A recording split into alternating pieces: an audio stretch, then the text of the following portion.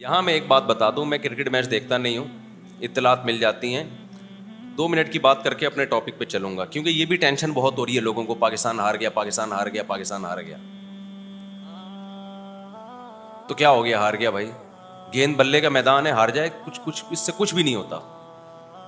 पागलों की तरह वो खिलाड़ी भी पड़े हुए हैं मैदान में, वो भी कलाबाजियां खा रहे हैं जैसे पता नहीं क्या हो गया। तो हमें तो ना जीतने की कोई खास खुशी होती है, ना हारने पर कोई खास बोलो गम होता है। खेल है यार, खेल को खेल समझो। तो पागल, वो पागल है, तुम थोड़ी पागल हो। हमारे पास टेंशन की और कम चीजें हैं जो हम इन चीजों पे यार कौमें। खेल है ना, खेल, इसमें हार भी होता है, थोड़ा सा खुशी हो जाए, जीत गया भाई, जीत गया तो थोड़ा हा हा वो बस खत्म। इससे ज्यादा खेलों पे खुशी मनाना ये आपके पागल होने की अलामत है। खेल है, खेल है। लोग कहते हैं कौमों की तकदीरें बदल रही हैं तकदीरें, लेकिन बेवकूफों की तकदीरें बदल रही हैं इससे।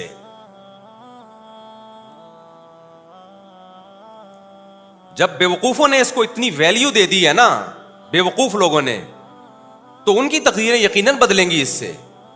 लेकिन अक्लमंदों की सेहत पे इससे कोई फर्क बोलो नहीं पड़ता। आप साइंस टेक्नोलॉजी के मैदान में हार गए हो, इस पे रोते हुए अच्छे लगते हो। आप मैदान जंग में हार जाओ, इस पे रोते हुए अच्छे लगते हो। आप इकोनॉमिकली मईशत के मैदान में हार जाओ, इस पे रोते हुए अच्छे लगते हो। हमारा भी दिल चाहता है रोने का। जब बिजली का बिल आया ना, तो यहां तो मैं हंस रहा हूं, आपको क्या पता मैं बंद कमरे में कितना रोया हूंगा जाके। सभी रोए हैं ना, कोई मेरे अकेले की बात नहीं है। इस पे रोता हुआ अच्छा लग रहा है कि अबे इतना बिल तेरा बाप देगा क्या। वो आ गया था कि इलेक्ट्रिक वाला बिजली काटने के लिए, तो हमारे लड़कों ने बोला इतना बिल तेरा बाप देगा क्या। खैर वो तो काट के चले जाते हैं। मैं तो सोच रहा हूं कि जड़ से उड़ा दो बिजली का कनेक्शन यार, अंधेरों में रहो, अंधेरों में। एक आदमी का किसी गांव से फोन आया, मुफ्ती साहब पूरे गांव की बिजली कट गई है, कुछ ज़कात सदका भेज दो अल्लाह के नाम पे। सोलर प्लेटें लगानी है मैंने, सोलर प्लेटें।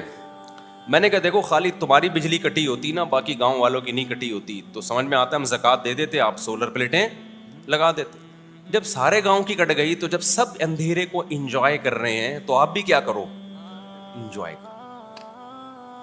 अब वो होशियार हो गया कि अगली दफा ज़कात मांगने के लिए स्टाइल क्या करना पड़ेगा, चेंज करना पड़ेगा। ये वाला स्टाइल से काम नहीं बना। समझ रहे हो कि नहीं समझ रहे। किसी ने मुझसे कहा कि पूरे गांव में कुर्बानी नहीं होती, गोश्त ही नहीं आता। मुफ्ती साहब हमारे घर पे नहीं हो रही, सब जगह होती तो गोश्त आ जाता। मैंने कहा जब पूरे गांव में ही नहीं हो रही तो फिर आपके भी नहीं हो रही। या तो ना सारे खा रहे होते आप बेचारे, तो जो जिस गम में सब बराबर के शरीक होते हैं, वो गम फिर गम नहीं लगता। तो होना ये चाहिए कि इलेक्ट्रिक वालों को बोलो कि पूरे महल्ले की बिजली क़यामत तक के लिए जड़ से खात्मा कर दो इसका। ना रहेगा बांस, ना बजेगी बांसुरी। इसके बड़े फजाइल हैं। रात को टाइम पे सो जाओगे जब अंधेरे होंगे। आप कहोगे गर्मी में सोएंगे कैसे, 1 हफ्ता नींद नहीं आएगी, उसके बाद तुम्हारे बाप को भी नींद आएगी गर्मी में। नींद ऐसी चीज है जो हमसे पूछ के नहीं आती, हम पे मुसल्लत होती है। देखो इसकी एक मिसाल देता हूं। अब ऐसा ना हो कि इलेक्ट्रिक वाले मेरी बिजलियां काट के चले जाएं कि यार ये तो बाकियों की काटें, इसको तो जरूरत ही नहीं है बिजली की। भाई काटो तो सबकी बिजली काटो, खाली हमारे अकेले की नहीं काटो। हम ये कह रहे हैं, समझ रहे हो, सबकी बिजली काट दो, सुकून में आ जाएंगे यार। ये रात को इंटरनेट पे बैठना, मोबाइल, टिकटॉक, इन चीजों से जान छूट जाएगी। आप मुझे एक बात बताओ, शोर में नींद नहीं आती ना, लेकिन ट्रेन में तो आ जाती है, इतना शोर हो रहा होता है। क्यों भाई, थोड़ी देर तक नहीं आएगी, जब नींद का गलबा होगा तो नींद उसी शोर की आदी हो जाती है। फिर तो ट्रेन रुकेगी तो आंख खुल जाएगी, ये आवाज एकदम बंद क्यों हो गई है। ठीक है,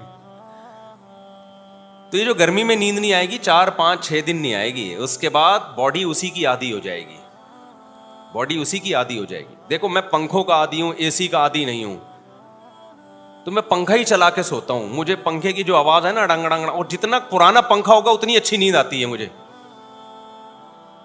तो हमारे घर वाले कहते हैं भाई ये पंखे की आवाज से नींद खराब हो रही है। मैं कहता हूं ये मेरे लिए लोरी है, और जितना पुराना पंखा होता है मुझे नींद उतनी अच्छी आती है, क्योंकि अच्छा पंखा होगा उसमें आवाज कम होगी। पुराना पंखा डंग डंग डंग डंग ऐसे आवाज आ रही था, डंग डंग डंग। वो पुराना जमाना मुझे याद आता है यार। वंस अपॉन अ टाइम इस तरह के पंखे हुआ करते थे। तो मुझे अपना बचपन याद आता है। हमारे एक, शायद मेरी दादी को जहेज में मिला था, एक पिटिसल फैन था ठीक है, वो ऐसे ही घूमता था डंग डंग डंग करके। मुझे वो जमाना याद आता है और बड़ी सुकून की नींद आती है।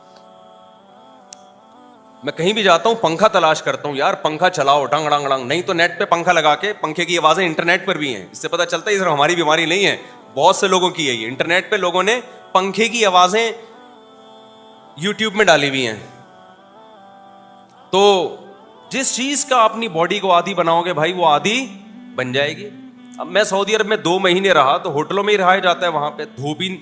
अब जब हरम में निकलोगे तो धूप होगी, वरना धूप नहीं है। तो इतना डिप्रेशन हुई है, एक टेंशन हुई है भाई, ये कैसे घर है, ना धूप ना वेंटिलेशन।